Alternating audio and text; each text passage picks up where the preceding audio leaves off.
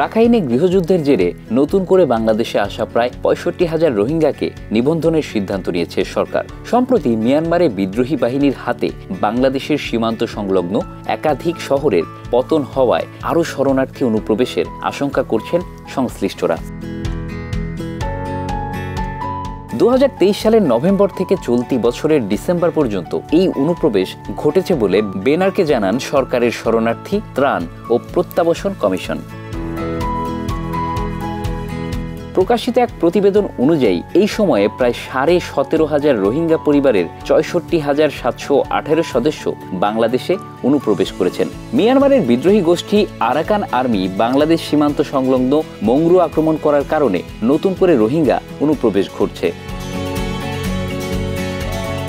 গত ১৪ মাসে আসা নতুন রোহিঙ্গাদের জানুয়ারি থেকে বায়োমেট্রিক নিবন্ধন দেওয়ার কাজ শুরু হবে।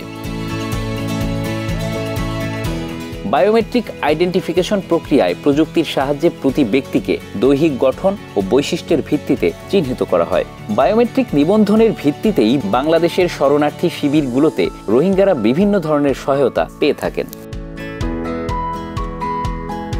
সরকারের অনুমোদন পাওয়ার পরপরই নতুন রোহিঙ্গাদের নিবন্ধন কার্যক্রম শুরু হবে বলে জানান জাতিসংঘের শরণার্থী বিষয়ক সংস্থা UNHCR এর কর্মকর্তারা। তবে রোহিঙ্গাদের সহায়তার জন্য তহবিল সংকট বড় উদ্বেগের বিষয় বলে জানান তারা জানান চলতি বছর আন্তর্জাতিক দাতা সংস্থাগুলোর কাছে UNHCR রোহিঙ্গাদের জন্য $852 মিলিয়ন সহযোগিতা চেয়েছে, কিন্তু সহযোগিতা এসেছে 474.1 মিলিয়ন, যা মোট চাহিদার মাত্র 56%। রোহিঙ্গাদের সহায়তা অব্যাহত রাখতে বেসরকারি সংস্থা সহ আন্তর্জাতিক সম্প্রদায়ের কাছে আহ্বান জানিয়েছে UNHCR।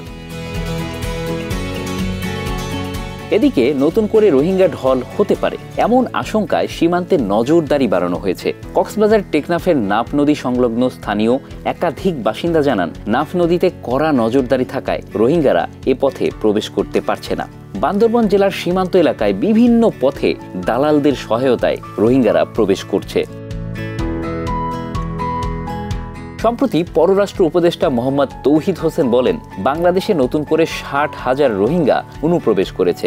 সীমান্তে দুর্নীতির কারণে এটা ঘটেছে।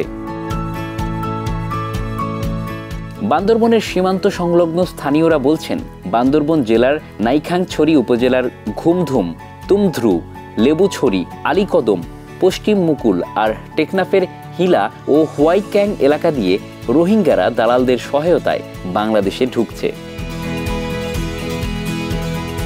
সম্প্রতি আসা কয়েকজন রোহিঙ্গা জানিয়েছেন, উভয় সীমান্তে সক্রিয় থাকা দালালদের জনপ্রতি 20 থেকে 25,000 টাকা দিয়ে তারা বাংলাদেশে প্রবেশ করেছেন।